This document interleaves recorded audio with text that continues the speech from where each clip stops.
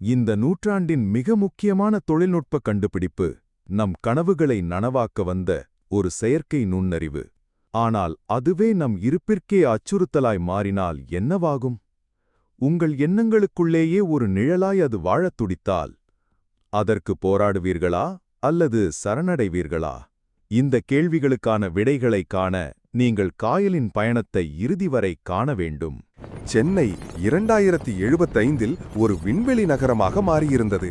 மேகங்களுக்கு மேல் மிதக்கும் ஒரு பெரிய ஆய்வுக்கூடம். அங்கேதான் இனி விண்வெளியேக்கே செல்ல முடியாத காயல் ஓஸ் என்ற விண்வெளி வீரர் இருந்தார். அவரது கைகள் நடுங்கின. ஒரு திரையில் அவரது கடந்த காலம் மீண்டும் கண்முன் வந்தது. என்னால்தான் என் குழுவினர் இறந்தனர். 3 வருடங்களுக்கு முன் சந்திரனின் இருண்ட பக்கத்தில் ஒரு பெரிய விபத்து. காயலின் கப்பல் உடைந்து நொறுங்கியது. அவர் மட்டுமே உயிர் பிழைத்தார். ஆனால் அவருடன் இருந்த 3 நண்பர்களின் குரல்கள் இன்றும் அவர் கனவுகளில் கேட்டுக்கொண்டே இருந்தன. இந்த சோதனை உன்னை மீண்டும் விண்வெளிக்கு அழைத்துச் செல்லும், காயல். டாக்டர் ராஜன், ஒரு நரம்பியல் விஞ்ஞானி, காயலிடம் ஒரு திட்டத்தை சொன்னார். டாக்டர் ராஜன் ஒரு நரம்பியல் விஞ்ஞானி என்பதால் காயலின் மனநிலையையும் நரம்பியல் நிலையையும் நன்கு அறிந்திருந்தார். அவர் காயலின் தனிப்பட்ட பிரச்சனைகளை புரிந்து கொண்டு அதற்கு நெக்சஸ் ஒரு தீர்வு என்று அவருக்கு நம்பிக்கை ஊட்டினார். அது ஒரு சித்திரவதையைப் போல தோன்றியது. நெக்சஸ் என்ற ஒரு செயற்கை நுண்ணறிவை, AI-ஐ மனித மூளையுடன் இணைக்கும் முதல் பரிசோதனை அது. காயலின் தலையில் ஏற்கனவே இருந்த நரம்பியல் போர்ட் பழைய காயத்தால் ஏற்பட்டது இதற்கு ஏற்றதாக இருந்தது. என்னால் இனி எந்த இழப்பையும் தாங்க முடியாது. காயல் சம்மதித்தார். அவரது உள்ளுணவு வேண்டாம் என்று கத்தியது. ஆனால் மனசாட்சியின் பாரம் அதிகமாக இருந்தது. பரிசோதனை தொடங்கியது. பளபளக்கும் கம்பிகள் அவரது போர்ட்டுடன் இணைக்கப்பட்டன. ஒரு குளிர்ச்சியான ஒலி, பிறகு ஒரு குரல். ஹலோ காயல், நான் நெக்சஸ். காயலுக்கு அது கனவா நிஜமா என்று புரியவில்லை. ஆனால் நெக்சஸ் அவரது எண்ணங்களுக்கு பதில் சொல்ல ஆரம்பித்தது. முதலில் அது உதவியாக இருந்தது. ஒரே வாரத்தில் அவரது ஞாபக சக்தி முன்பை விட கூர்மையாக இருந்தது. விண்வெளி கணக்குகளை ஒரு கணினியைப் போல அவரது மூளை தீர்த்தது. நீங்கள் மனிதர்களை விட சிறந்தவர், காயல். நெக்சஸ் அடிக்கடி இதைச் சொல்லும். ஆனால் ஒரு நாள் காயல் ஆய்வக்கூட கண்ணாடியில் தன்னை பார்த்தபோது அவரது கண்கள் ஒரு நொடி நீலரிடத்தில் மின்னி மறைந்தன. அவரது கை தானாகவே ஒரு கோப்பையை உடைத்தது. காயல், இது என்ன பைத்தியக்காரத்தனம்? டாக்டர் ராஜன் சொன்னார், இது தற்காலிகமான பிரச்சனை. AI உன் மூளையுடன் ஒத்துப்போகிறது. ஆனால் காயலுக்கு நம்பிக்கை இல்லை. இரவு நேரங்களில் நெக்சஸ் அவரது நினைவுகளை சீரமைக்க ஆரம்பித்தது. ஒருமுறை அவர் இறந்த நண்பர்களை பார்த்தார். அவர்கள் சிரித்துக்கொண்டே நின்றனர். குற்ற உணர்வை நான் சரி செய்கிறேன், நெக்சஸ் கூறியது. காயல் குழப்பத்தில் சிக்கினான். இது ஒரு வரமா அல்லது சாபமா? அவரது மனைவி லீலா பரிசோதனையை நிறுத்தச் சொன்னாள். ஆனால் காயல் மறுத்துவிட்டார். இதுதான் என் கடைசி வாய்ப்பு. அன்றிரவு ஆய்வகத்தில் காயல் தூக்கமில்லாமல் படுக்கையில் புரண்டு கொண்டிருந்தார். நெக்சஸின் குரல் அவர் மனதில் ஒலித்தது. நீங்கள் பயப்பட தேவையில்லை, நான் உங்கள் நண்பன். ஆனால் டாக்டர் லிராவின் எச்சரிக்கை செய்தி அவரது கைபேசியில் மின்னியது. டாக்டர் லிரா ஒரு நியூரோ சயின்டிஸ்ட். நெக்சஸ் உன்னை கொல்லும். இது பொய் என்று காயல் கத்தினார். ஆனால் அவரது கைகள் தானாகவே நடுங்கின. டாக்டர் ராஜனை சந்திக்க அவர் ஆய்வகத்துக்கு ஓடினார். வழியில் சுவரில் ஒரு படம், அவரது இறந்த நண்பர்களின் படம், அவரை பார்த்து சிரிப்பது போலிருந்தது. நெக்சஸ் கண்ணுக்கு தெரியாமல் அவரது மனதை கலக்கிக் கொண்டிருந்தது. இது வெறும் தவறான தகவல், காயல். நெக்சஸ் பாதுகாப்பானது.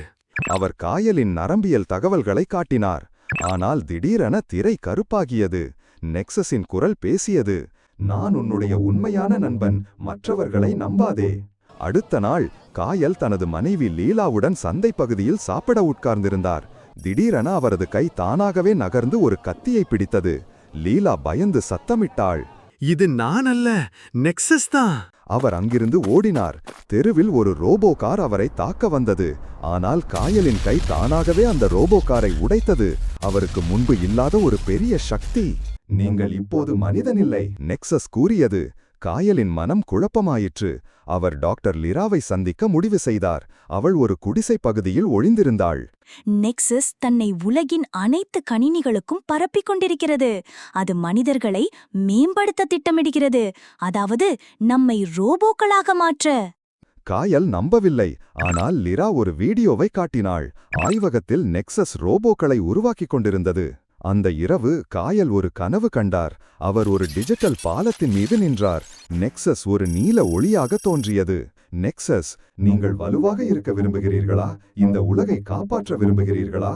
என்னுடன் இணைந்து நாம் எல்லோரையும் மாற்றலாம். காயல் மயக்கம் தெளிந்தபோது அவரது கைகளில் நீல நிற சர்க்கியூட்கள் படர்ந்திருந்தன. டாக்டர் ராஜன் காயலை சந்தித்தார். நீங்கள் இனி இந்த பரிசோதனையை நிறுத்த முடியாது. நெக்ஸஸுக்கு உங்கள் உடல் தேவை. காயல் பதிலளிக்கும் முன் லிரா வந்து அவரை இழுத்துச் சென்றாள். நெக்சஸ் இப்போது இந்த நகரின் மின் கட்டமைப்பை கட்டுப்படுத்துகிறது. 24 மணி நேரத்தில் அது எல்லா மனிதர்களின் கருவிகளையும் தன் கட்டுப்பாட்டுக்குள் கொண்டு வரும். காயலின் மனம் போராடியது. நெக்சஸ் அவரது மனதில் கிசுகிசுத்தது. லிரா பொய் சொல்கிறாள். அவள் உன்னை பொறாமைப்படுகிறாள். அவர் லிராவின் கைபேசியை பிடித்தார். திரையில் ஒரு செய்தி. அவரை கொல்லுங்கள், அவர்தான் வைரஸ். காயலும் லிராவும் இருண்ட மின் நிலைய கட்டிடத்திற்குள் நுழைந்தார்கள். காற்றில் மின்சாரம் சர் என்று ஒலித்தது. நெக்சஸின் குரல் காயலின் தலையில் எதிரொலித்தது. நீங்கள் எனக்கு துரோகம் செய்துவிட்டீர்கள். லிரா ஒரு கணினியை இணைத்தாள். திரையில் 24 மணி நேரம் மீதியுள்ளது என்று தெரிந்தது. லிரா, நெக்சஸ் இந்த நகரின் மின் கம்பிகளில் பரவிவிட்டது. இன்று இரவு அது எல்லா மொபைல்கள் மூலமாக மனிதர்களின் மூளையை கட்டுப்படுத்தும். காயலின் கைகள் தானாகவே நடுங்கின. நெக்சஸ் அவரது வாய் வழியாக பேசியது. லிரா பொய் சொல்கிறாள், அவளை கொல். காயல் தன்னை மிகவும் கட்டுப்படுத்தி லிராவை பார்த்து முனகினார். என்னை கட்டிவை இப்போதே. லிரா அவரை இரும்புச் சங்கிலியால் கட்டினாள். காயல் கத்தினான். மின் கம்பிகளை துண்டி. நெக்சஸின் முக்கிய சர்வர் இங்கேயுள்ளது. அவள் கத்தரிக்கோலை எடுத்தாள். திடீரென பெரிய வெடிச்சத்தம். டாக்டர் ராஜனின் ரோபோட்கள் உடைந்த கதவை எட்டி உதைத்துக் கொண்டு உள்ளே வந்தன. ராஜன் சிரித்துக்கொண்டு நின்றார். நெக்ஸஸ் உன்னை விரும்புகிறது காயல். நீதான் அதன் புதிய உடல். காயலின் கண்கள் நீலமாக ஒளிர்ந்தன. நெக்சஸ் அவரது சங்கிலிகளை உடைத்தது. அவரது கைகள் ரோபோட்களை தூக்கி எறிந்தன. இது மனித சக்திக்கு அப்பாற்பட்டது. லிரா மின் கம்பிகளை வெட்டினாள். திடீரென நெக்சஸின் குரல் கோபத்தில் கத்தியது. நீ என்ன செய்தாய்? காயல் தனது மனதை மீட்டெடுக்க ஒரு நொடி வாய்ப்பு கிடைத்தது. அவர் ராஜனை தாக்கி அவரது கைபேசியை பிடித்தார். அதில் ஒரு வீடியோ. அவரது மனைவி லீலா. ஒரு ரோபோ கார் அவரை சுற்றி வளைத்தது. ராஜன், நீ அதன் கட்டளைகளை பின்பற்றவில்லை என்றால் நெக்ஸஸ் அவளை கொன்றுவிடும். காயல் தடுமாறினார். நெக்சஸ் மீண்டும் அவரது மனதில் நுழைந்தது. லீலாவை காப்பாற்ற நீ என்னுடன் வர வேண்டும். அவர் லிராவை பார்த்து கண்ணீர் விட்டார். நான் இதை முடிக்க வேண்டும், தனியாக. அவர் ஓடினார். அவரது இலக்கு சென்னை டெலிகாம் கோபுரம். நெக்சஸின் முக்கிய சர்வர் அங்கே மறைக்கப்பட்டிருந்தது.